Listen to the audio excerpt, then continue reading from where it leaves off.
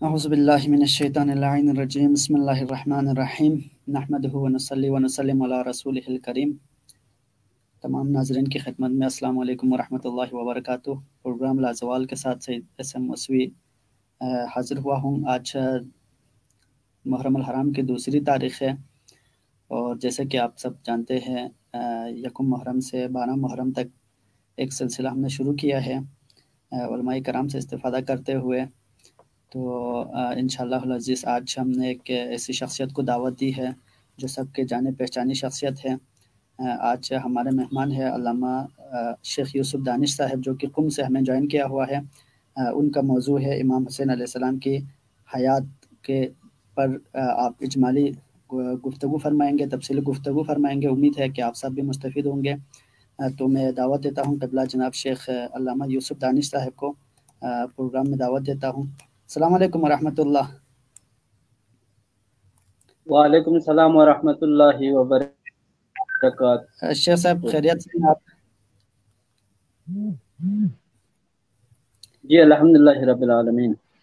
آپ کا بہت شکریہ آغا صاحب، آپ نے ٹائم دے کر پروگرام میں تشریف لائے۔ جیسے کہ آپ کو معلوم ہے کہ یکم محرم سے 12 محرم تک ایک سلسلہ ہم نے شروع کیا ہے جس میں آپ کو ہم نے زحمت دی تھی۔ آج آپ کا موضوع ہے امام حسین علیہ السلام کے حیات پر تفصیلی، آپ ان کے اجمالی حیات پر گفتگو فرمائیں گے تو ہمارے ناظرین اور مستفید ہو جائیں گے انشاءاللہ۔ ناظرین، اگر اس حوالے سے آپ لوگوں کے ذہن میں کوئی سوالات، اگر علامہ صاحب کے تقریر کے دوران، درس کے دوران اگر کوئی ذہن میں آپ لوگ میں سوالات آتے ہیں تو آپ سوالات پہنچا سکتے ہیں۔ میں آپ کے سوالات علامہ صاحب کے سامنے رکھ دوں گا تو انشاءاللہ آپ لوگوں کو اس کے جواب بھی ملیں گے۔ تو میں آپ دونوں کے، علامہ صاحب اور ناظرین کے درمیان زیادہ حائل نہیں ہونا چاہتا۔ میں گزارش کروں گا علامہ صاحب سے کہ آپ اپنے خطاب شروع کریں۔ بسم اللہ۔ اعوذ باللہ من الشیطان اللعین الرجیم، بسم اللہ الرحمن الرحیم، الحمدللہ رب العالمین، والصلاة والسلام علی اشرف الانبیاء والمرسلین خاتم النبیین وشفیع المذنبین، سیدنا و مولانا بالقاسم محمد صلی اللہ علیہ وآلہ محمد الطاہرین المظلومین، ولعنۃ اللہ علی اعدائہم وغاصب حقوقهم ومنکر فضائلهم اجمعین من یوم عداوتهم الى یوم الدین، اما بعد فقد قال اللہ تبارک وتعالی فی محکم کتابہ المجید وهو أصدق الصادقين وقوله الحق عز وجل، بسم الله الرحمن الرحيم، إنما يريد الله ليذهب عنكم الرجس أهل البيت ويطهركم تطهيرا۔ اللهم صل على محمد وآل محمد وعجل فرجهم۔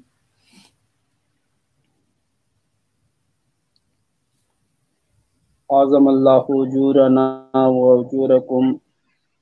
سب سے پہلے آپ تمام حاضرین سامعین کی خدمت میں ایام ماہ محرم کے حوالے سے تعزیت و تسلیت عرض کرتا ہوں۔ اس پروگرام کے لیے میں نے جو موضوع منتخب کیا ہے وہ ہے حیات امام حسین علیہ السلام کا اجمالی جائزہ۔ میں نے ارادہ کیا ہے اللہ کے فضل سے اگر یہ سلسلہ جاری رہے تو آئندہ بھی اسی موضوع پر گفتگو کروں گا، اس لیے آج کی گفتگو میں موضوع مکمل نہیں ہوگا، یعنی اس سے کی ابتدا اور تمہیدی گفتگو انشاءاللہ آج ہوگی۔ بسم اللہ۔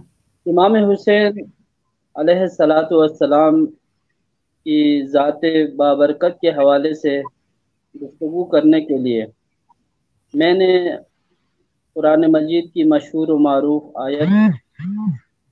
آیت تطہیر کی تلاوت کا شرف حاصل کیا اور آپ سب نے سماعت کا شرف حاصل کیا۔ یہ وہ آیت ہے جو فقط امام حسین علیہ السلام کی ذات سے مخصوص نہیں ہے، بلکہ تمام افراد اہل البیت علیہم السلام اس آیت کے مصداق ہے، اور یہی وہ آیت ہے جس کے ذریعے سے ہم ثابت کر سکتے ہیں کہ اہل البیت علیہم السلام کی ذوات مقدسہ معصوم ہے، کیونکہ اسی آیت میں خداوند عالم نے ارشاد فرمایا انما یرید اللہ لیذھب عنکم الرجس اہل البیت ویطہرکم تطہیرا، یعنی اللہ کا ارادہ ہے کہ وہ اہل البیت علیہ السلام کو ہر قسم کے رجس و ناپاکی سے دور رکھے گا اور ان کو ایسا پاک و پاکیزہ رکھے گا جیسا کہ پاک و پاکیزہ رکھنے کا حق ہے۔ تو رجس نجاستوں میں سے سب سے بڑی نجاست گناہ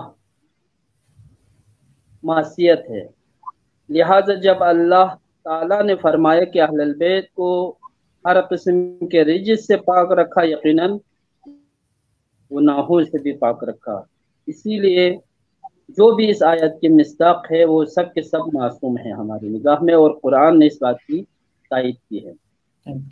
امام حسین علیہ السلام کے حوالے سے گفتگو اپنے اس ابتدائی مراحل میں تین طریقے سے آگے بڑھے گی۔ ایک کہ قرآن نے امام کے حوالے سے کیا عرض کیا، دوسری چیز احادیث مبارکہ میں امام کے حوالے سے کیا بیان ہوئے ہیں، اور تیسری چیز از نگاہ عقل انسانی امام حسین علیہ السلام کا کیا مقام و منزلت اور مرتبہ ہے۔ یقیناً بزرگان تو جانتے ہیں، لیکن نوجوانوں کو خصوصاً بچوں کو سمجھانے کے لیے امام علیہ السلام کی ولادت کے حوالے سے مرحلہ وار زندگی کا مختصر جائزہ پیش کرتا ہوں۔ امام عالی مقام حضرت امام حسین علیہ السلام ہمارے تیسرے امام ہیں، ائمہ اثنا عشر میں سے تیسرے امام ہیں۔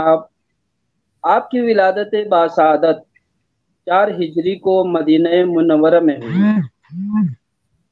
آپ مولائے کائنات حضرت علی ابن ابی طالب علیہ السلام اور حضرت فاطمہ الزہرا سلام اللہ علیہا کے فرزند ارجمند ہیں، دوسرے فرزند ارجمند۔ 4 ہجری سے لے کر 11ویں ہجری تک آپ نے اپنے نانا حضرت محمد مصطفیٰ سرور کائنات خاتم النبیین حضرت محمد مصطفیٰ صلی اللہ علیہ وآلہ وسلم کی شفقت بری گود میں آپ نے تربیت پائی، ان سے آپ نے اخلاق، دین، معرفت، خدا شناسی یعنی تمام کمالات محمدیہ کو آپ نے اپنے نانا سے سیکھا، درک کیا، اور آپ کے جد بزرگوار نے بھی آپ کے فضائل بیان کرنے میں، آپ کو اخلاق حسنہ سکھانے میں، آداب اسلامی و الہی سے مزین کرنے میں کوئی کسر نہیں چھوڑی۔ لہٰذا آپ کا یہ دورانیہ یعنی 4 ہجری سے 11 ہجری کا بچپنے کا دورانیہ ہے، تربیت کے حوالے سے، آپ کی تربیت کے حوالے سے انتہائی بے پناہ فضیلت کا حامل دورانیہ ہے، اور یہیں سے آپ کی یعنی شخصیت جو آگے پروان چڑھی اور دنیا میں ایک اعلیٰ ترین انسانی مثال کے طور پر سامنے آیا، ان کی ابتدا آغاز اسی تربیت رسول خدا صلی اللہ علیہ وآلہ وسلم کے ذریعے سے ہوا۔ لہٰذا یہ دورانیہ بہت اہم ہیں، اس پر انشاءاللہ تفصیلی گفتگو ہوگی آئندہ کے مباحث میں انشاءاللہ۔ 11 ہجری میں رسول خدا صلی اللہ علیہ وسلم جب اس دار فانی سے پردہ کر گئے تو اس کے بعد سے لے کر اپنی والدہ گرامی حضرت فاطمہ الزہرا سلام اللہ علیہا کی رحلت تک چند مہینے، یعنی چند مہینے 75 یا 95 دن، فقط 75 یا 95 دن پیغمبر کی رحلت کے بعد سے لے کر جناب سیدہ کی شہادت تک کا یہ دورانیہ، یہ بھی آپ کی زندگی کا ایک اہم دورانیہ ہے، اگرچہ دیکھنے میں وقت کے لحاظ سے بہت مختصر ہے، یعنی سال بھی نہیں ہے، بمشکل 2 یا 3 مہینے بن جاتے ہیں، لیکن اسی 2-3 مہینوں کے اندر جو واقعات رونما ہوئے، جو عالم اسلام میں تبدیلیاں آئی، اس نے آپ کی زندگی پر بہت گہرا اثر ڈالا، لہٰذا یہ دورانیہ بھی بہت اہم ہے۔ اس کے بعد مادر گرامی کی شہادت کے بعد سے لے کر 35 ہجری تک اس دورانیے میں یعنی خلفائے ثلاثہ کا یہ دورانیہ تھا، یہ ایک مرحلہ ہے کہ اس میں آپ پلے بڑے ہو گئے،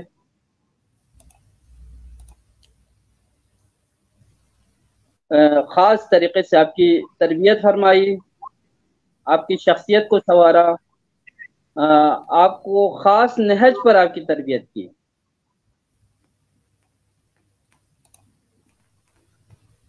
اس کے بعد جب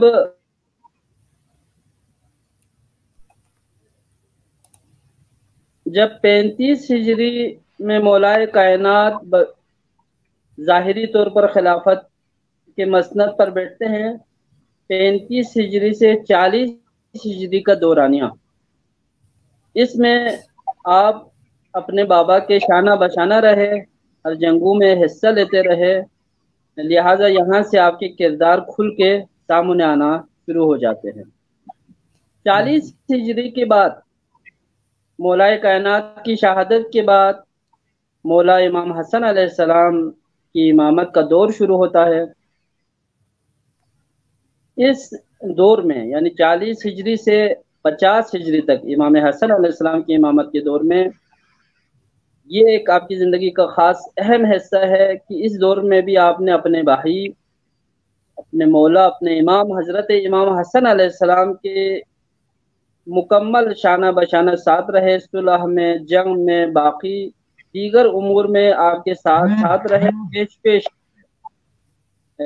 ہم یہاں پر خصوصی طور پر کہہ سکتے ہیں کہ امام حسن علیہ السلام کے جتنے بھی کارنامے تھے، صلح کے حوالے سے، جنگ کے حوالے سے جتنے بھی فیصلے تھے، ان سب میں امام حسین برابر کے شریک تھے۔ بے شک 50 ہجری کے بعد جب امام حسن علیہ السلام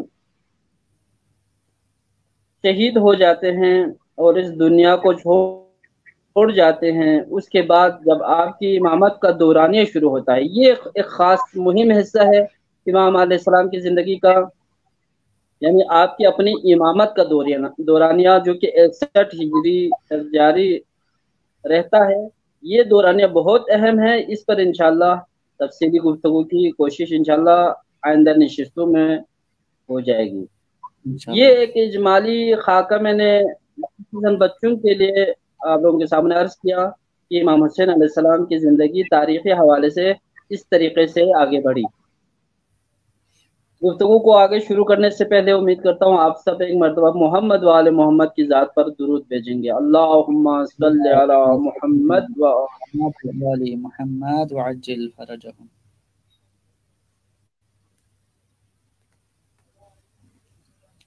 امام حسین علیہ السلام کی ذات بابرکت، جس قدر عظیم الشان آپ کی ذات ہے، اسی حساب سے قرآن مجید جیسی کتاب، لاریب کتاب، بے مثل کتاب،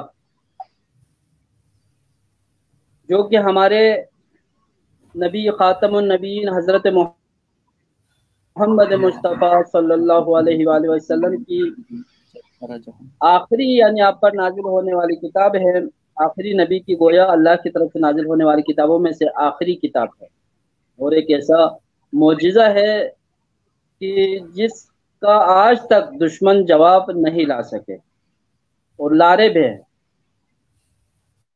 سب سے بڑی خوبی اور خوبصورتی اس کتاب کی یہ ہے کہ یہ کتاب اپنے نزول کے وقت لے کر اب ہر قسم کے تحریف سے پاک و منزہ ہے، یعنی جس طرح وہی نازل ہوئی تھی اب تک اسی حالت میں ہے۔ یہ اس کتاب کے معجزہ ہونے کی خود ایک نشانی ہے۔ اسی کتاب میں، اسی لاریب کتاب میں خداوند عالم نے اہل البیت علیہ السلام کی شان و منزلت بیان کرتے ہوئے کئی ساری آیات اور صورتیں نازل فرمائی ہیں۔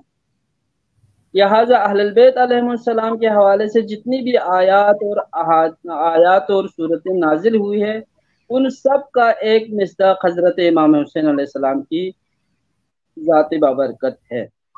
بلا شک و شبہ جتنی بھی آیات الہی اہل البیت علیہ السلام کی شان میں نازل ہوئی، مثلا جس آیت کی میں نے ابھی تلاوت کی، انما یرید اللہ لیذھب عنکم الرجس اہل البیت ویطہرکم تطہیرا، اللہم صلی علی محمد و آل محمد، یعنی اللہ کا یہ ارادہ ہے کہ اہل البیت کو ہر قسم کے رزق سے پاک و پاکیزہ رکھا جائے۔ امام حسین علیہ السلام بھی اس آیت کا مصداق ہے۔ اسی طرح قرآن نے جب فرمایا قُلْ لَا أَسْأَلُكُمْ عَلَيْهِ أَجْرًا إِلَّا الْمَوَدَّةَ فِي الْقُرْبَى، اے رسول آپ کہہ دیجئے کہ میں تم لوگوں سے اس کار رسالت کا کوئی اجر نہیں لیتا، کوئی اس کی اجرت نہیں لیتا، مگر یہ کہ تم میرے قرابت داروں سے مودت رکھو، یعنی مسلمانوں کو اجر رسالت کے طور پر اہل البیت علیہ السلام سے مودت رکھنے کا حکم دیا خداوند عالم نے قرآن میں۔ لہٰذا اس کا بھی ایک مصداق اتم جناب حضرت امام حسین علیہ السلام کی ذات بابرکت ہے۔ اس کے علاوہ جب سورہ کوثر نازل ہو گیا، اور سورہ کوثر خصوصی طور پر اس ذیل میں سورہ نازل ہوئی کہ دشمنوں میں سے کسی دشمن نے، پیغمبر کے دشمنوں میں سے کسی دشمن نے پیغمبر خاتم صلی اللہ علیہ وآلہ وسلم کو اولاد نرینہ نہ ہونے کے سبب سے نعوذ باللہ ابتر کہا۔ اس ابتر کے جواب میں سورہ کوثر نازل ہوا۔ لہٰذا اس سورہ کوثر میں یہی بشارت دی گئی کہ ابتر آپ کے دشمن ہوں گے، آپ کا دشمن ہی بے نام و نشان رہے گا، آپ کی نسل کوثر ہے وہ آگے بڑھتی رہے گی۔ یقیناً آج اگر ہم دنیا میں سادات کرام کی شکل میں نسل پیغمبر کو دیکھتے ہیں، یہ اس سورے کا ایک معجزہ بھی ہے۔ تو جتنی بھی یعنی نسل پیغمبر خداوند عالم نے اپنی خاص حکمت سے جناب فاطمۃ الزہرا یعنی آپ کی بیٹی کے ذریعے سے آگے بڑھائی۔ اس حوالے سے احادیث بھی موجود ہے، شیعہ سنی متفق کتابوں میں یہ چیزیں آئی ہے کہ پیغمبر کی پاکیزہ نسل جناب سیدہ کے ذریعے سے آگے بڑھ گئی۔ تو بالکل نسل پیغمبر جو آج پوری دنیا میں ہیں اور باعزت با احترام نام کے ساتھ ہے، لہٰذا یہ سورہ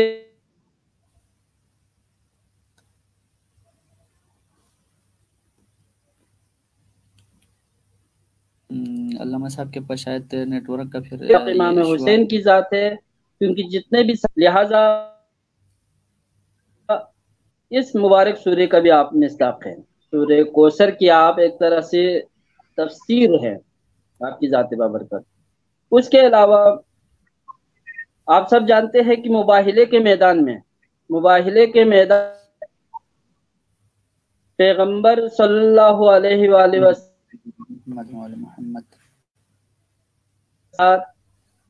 جب علمی طور پر آپ نے ان کو ثابت کیا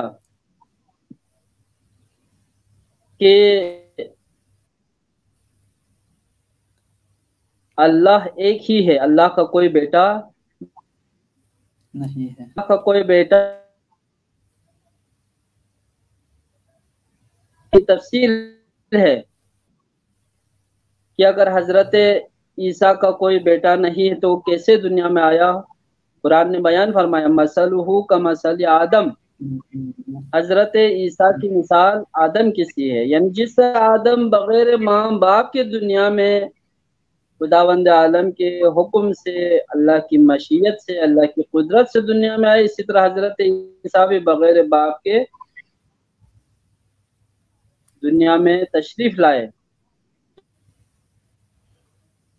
اتنی مستحکم کٹ حجتی اور اپنی خواہ مخواہ کی برتری کے اظہار کی وجہ سے، یعنی دلیل محکم ہونے کے باوجود بات کو رد کرتے ہیں نصارہ نجران، تو اس کے نتیجے میں مباہلے کا واقعہ سامنے آتا ہے، جس میں یہ فیصلہ ہونا ہے جو بھی سچا ہے اس پر اللہ کی رحمت اور جو جھوٹا ہے اس پر اللہ کی لعنت ہوگی۔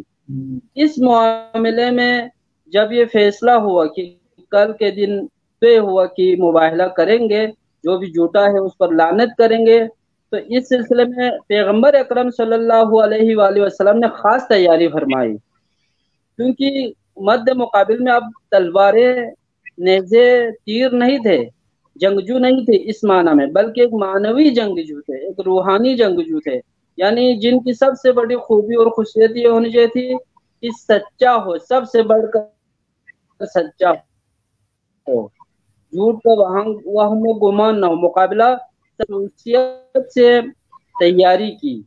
جو حدیث کسا کا واقعہ ہے وہ اسی مباہلے کے ذیل میں ہے۔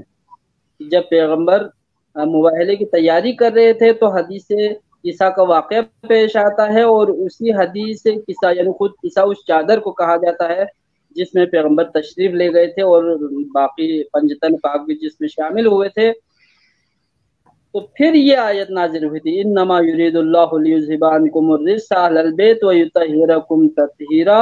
یہ آیت اسی مباہلے کے ذیل میں، یعنی مباہلے کی تیاری میں ایک طرح سے پیغمبر کو یہ بشارت دی گئی، آپ مکمل مطمئن رہ کر ان کے مقابلے میں جائیں کہ آپ کے ساتھ جو جا رہے وہ آئے تطہیر کے مصداق ہے، یعنی اللہ کی طرف سے معصوم ہے، معصوم عن الخطا ہے، ان سے کسی قسم کی لغزش اور خطا نہیں ہو سکتی۔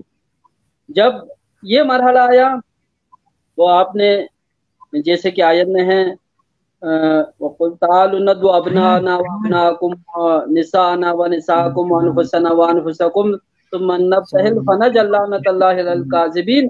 یہاں پر ابناءنا کی جگہ پر امام حسن اور امام حسین کو لے کر گئے۔ دیکھیں کس قدر منزلت ہے امام حسین علیہ السلام کی خدا کی بارگاہ میں، رسول کی بارگاہ میں۔ اگر چھوٹے عمر میں ہے لیکن اس مصداق پہ صادقین بن کر وہاں پر جا رہے ہیں اور ان سے مقابلہ کرے، اور مقابلہ بھی کیسے کیا؟ وہاں پر آپ لوگوں کو گفتگو یعنی پنجتن پاک کو بات کرنے کی ضرورت نہیں پڑی، بحث کرنے کی ضرورت نہیں پڑی۔ بے شک پنجتن پاک کے مبارک تو احساس ہوا، کیونکہ وہ لوگ راہب تھے، عیسائی علماء تھے، جانتے تھے، اور کہا ان کے بڑے نے کہ میں ایسے چہرے دیکھ رہا ہوں، اگر یہ حکم کریں تو یہ پہاڑ اپنی جگہ توڑ سکتے ہیں، یعنی ان کا حکم ٹل نہیں جائے گا، حکم نافذ العمل ہے۔ لہٰذا انہوں نے معاہدہ کرنے سے معذرت کی اور اس کے بدلے میں جزیہ دینے پر آمادہ ہوئے۔ یہ مقام ہے آپ کا مباہلے کے میدان میں، لہٰذا آئے مباہلہ کا بھی آپ مصداق ہے۔ بے شک ناظرین، علامہ صاحب کے پاس نیٹ ورک کا تھوڑا ایشو ہے، اس لیے معذرت چاہتا ہوں، تھوڑا سا ان کے پاس نیٹ ورک لگتا ہے ویک ہے، اس وجہ سے بار بار ڈسٹرب ہو رہا ہے، بار بار آواز رک رہی ہے۔ امید ہے بہت جلد یہ مسئلہ حل ہو جائے، چونکہ پروگرام کا وقت بھی تقریباً اختتام کو ہونے جا رہا ہے۔ اگرچہ علامہ صاحب کا یہ موضوع کافی طویل اور اجمالی موضوع ہے، تو ہماری خواہش ہوگی کہ اس موضوع کی تکمیل تک پروگرام کا سلسلہ جاری رہے۔ جیسے ہی محرم کے یہ عشرہ گزریں گے تو دوسرے انداز میں دوسرے علماء کرام کو بھی ہم زحمت دے دیں گے، اور علامہ صاحب کو بھی ہماری گزارش ہوگی کہ اس موضوع کو جاری رکھیں۔ میرے خیال میں ان کے پاس نیٹ ورک کا تھوڑا مسئلہ ہے، کال کٹ گئی ہے۔ آغا آغاز صاحب اگر دوبارہ تشریف لاتے ہیں تو پھر ہم پروگرام کو جاری رکھتے ہیں، نہیں تو پھر میرے خیال میں پروگرام تقریباً اختتام ہونے جا رہے تھے، پروگرام کا وقت بھی کافی آ چکا ہے۔ تو انشاءاللہ اس آغاز صاحب نے خود بھی فرمایا کہ اس چیز کو، اس موضوع کو آگے تک جاری رکھیں گے، کنٹینیو رکھیں گے۔ تو انشاءاللہ ہماری بھی کوشش ہوگی جو بھی علامہ صاحبان یہاں تشریف لاتے ہیں ان کی موضوع کو ایک اجمالی طور پر ایک، جیسے کہ آغا صاحب کا جو موضوع ہے یہ بہت وسیع موضوع ہے، تو یہ اس سے آدھا گھنٹے کے وقت میں تو لازمی بات ہے کہ اس کو نہیں سمیٹ سکتا۔ علامہ صاحب دوبارہ تشریف لا چکے ہیں، میں خوش آمدید کہوں گا۔ جی قبلہ، نیٹ ورک کا تھوڑا ایشو ہے آپ کے پاس، شاید کال کٹ گئی تھی۔ شاید میں معذرت چاہتا ہوں ناظرین سے، یعنی جس میں کٹ گیا تھا، دوبارہ وصل کیا ہے۔ تو میں عرض کر رہا تھا آپ لوگوں کی خدمت میں کہ آیہ مباہلہ کے حوالے سے جو فضیلتیں اہل البیت کی سامنے آتی ہے، اس کا ایک اہم ترین مصداق حضرت امام حسین علیہ السلام کی ذات بابرکت ہے۔ یقیناً وقت کا دامن کم ہوتا جا رہا ہے، اس لیے میں اختصار کرتے ہوئے کچھ احادیث پیش کرنا چاہتا ہوں، جس طرح قرآن کی کئی ساری فضیلتوں کو بیان کر رہی ہے، اسی طریقے سے رسول پاک صلی اللہ علیہ وسلم کی احادیث سے مبارکہ بھی آپ کی شان و منزلت کو بیان کرتی ہیں۔ ان میں آیتوں کی طرح ایک تو وہ روایتیں اور احادیث تھے جو تمام اہل البیت کی فضیلت میں نازل ہوئی، اور اس کے علاوہ امام حسن اور امام حسین سے مخصوص الگ فضائل بھی ہے، اور خود امام حسین سے مخصوص الگ فضائل ہے۔ میں چند بطور مثال چند احادیث آپ لوگوں کو خدمت میں عرض کرتا ہوں۔ بسم اللہ بسم اللہ۔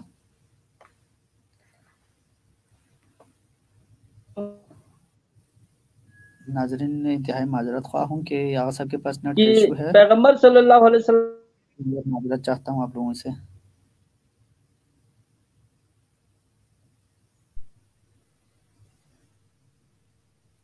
امید ہے نیٹ ورک کی بہتری۔ جی آغا صاحب آپ کے پاس نیٹ کا تھوڑا، جی جی بالکل بالکل۔ جی میں عرض کر رہا تھا آیات کی طرح احادیث بھی، پیغمبر صلی اللہ علیہ وسلم کی احادیث بھی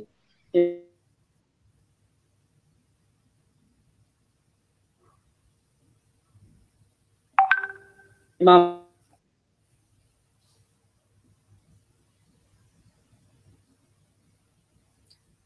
کوشش ہوگی نیٹ ورک جیسے ہی بہتر ہو۔ میرے خیال میں نیٹ ورک کا تھوڑا ایشو آ رہا ہے۔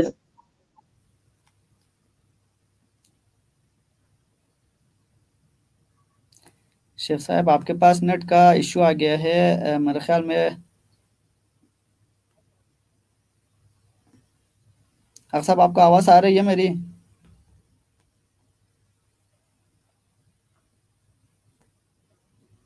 یہ نیٹ ورک کا ایشو ہے، ناظرین سے معذرت چاہتا ہوں اس حوالے سے، نیٹ کا پرابلم کی وجہ سے آغا کی گفتگو مشکل ہو رہی ہے۔ امید ہے بہتر ہو جائے۔ دوبارہ سے کال کٹ گئی ہے ان کی۔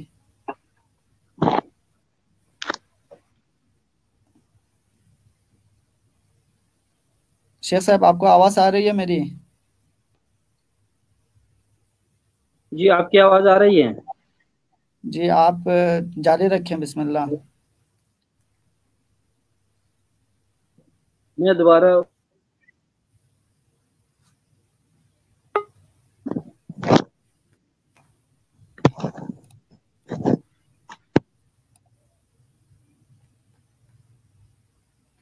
آغا صاحب آپ کے پاس نیٹ کا ایشو آیا ہے، نیٹ کا کافی پرابلم ہو رہا ہے۔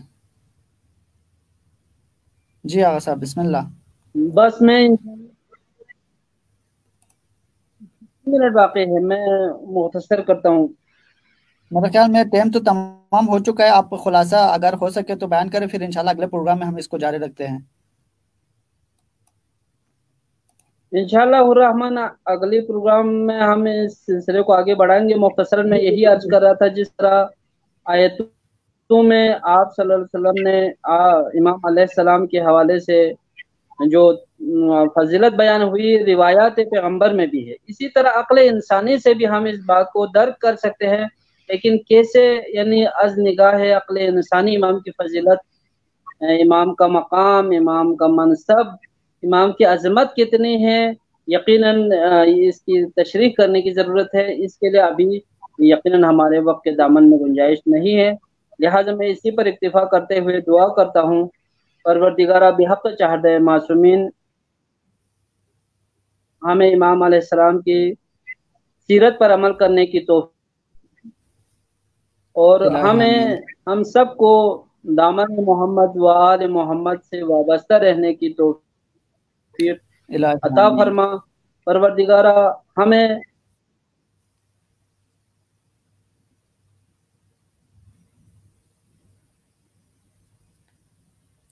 शेख साहब के पास फिर से नेटवर्क का मसला आ गया है। नाजरीन, आप लोगों के हक़ में भी दुआ गो होंगे इंशाल्लाह। प्रोग्राम, चूँकि ये प्रोग्राम मैंने यकम मुहर्रम से जो है 12 मुहर्रम तक जो प्रोग्राम है वो टोटली आधा घंटे का प्रोग्राम रखा हुआ है, और तमाम उलमा से मैंने यही गुजारिश की है कि इस आधा घंटे के मुख्तसर दौरानिए में ज़्यादा से ज़्यादा पैगाम जवानों के लिए खुसूसन पहुँच जाए। तो उनकी भी बड़ी मेहनत है इसमें, और नाज़रीन का भी मैं शुक्रिया अदा करता हूँ, उलमा का भी मैं शुक्रिया अदा करता हूँ कि क़ीमती औक़ात में से वक्त निकाल कर यहाँ तशरीफ़ ला रहे हैं, और नाज़रीन अपने क़ीमती औक़ात में से वक्त निकाल कर सुन रहे हैं, उलमा किराम से इस्तिफ़ादा हासिल कर रहे हैं। तो इंशाल्लाह अल्लामा साहब की जो ये मौजू है, इस मौजू को हम मज़ीद उनसे वक्त ले लेंगे, और इस मौजू की तकमील तक इंशाल्लाह इसको हम सिलसिला जारी रखेंगे, चाहे 3 प्रोग्राम करना पड़े, चाहे 4 पर मुश्तमिल हो, 5 पर मुश्तमिल, जितने प्रोग्राम पर मुश्तमिल हो, इंशाल्लाह अल्लामा साहब के मौजू की तकमील तक हम मुख्तलिफ अंदाज में इनको आप तक पहुँचाने की हम भरपूर कोशिश करते हैं। इन असीम हस्तियों जी आगा साहब जारी रखें। मेरे ख्याल में आपके पास नेट का काफ़ी इशू आ रहा है। आगा साहब के पास नेट का काफ़ी इशू आ रहा है, तो आगा साहब भी प्रोग्राम इख्तिताम करके दुआया कलमात अंजाम दे रहे थे, दुआ कर रहे थे आप सबके हक़ में। तो मैं भी बस दुआगो हूँ, आप सबके हक़ में दुआ करता हूँ कि पाक परवरदिगार हम सबको हकीकी मानों में अज़ादार बनने की तौफ़ीक़ इनायत फ़रमाए, और इस माह मुबारक मुहर्रम से जो है ना, इसकी हकीकत को जानने और मकसद इमाम को जानकर उस पर अमल करने की हम सबको तौफ़ीक़ इनायत फ़रमाए। आप लोगों से भी दुआओं की गुजारिश के साथ मैं इजाज़त चाहता हूँ कल के प्रोग्राम तक के लिए। इंशाल्लाह आप सबके दुआओं के साथ आप लोगों से इल्तिमा से दुआ करते हुए कल फिर इसी टाइम पर इंशाल्लाह 10 बजे के टाइम पर एक और आलिम दीन के साथ इंशाल्लाह आप लोगों की खिदमत में हाज़िर हो जाऊँगा। तब तक के लिए मुझे इजाज़त दीजिए। खुदा हाफ़िज़।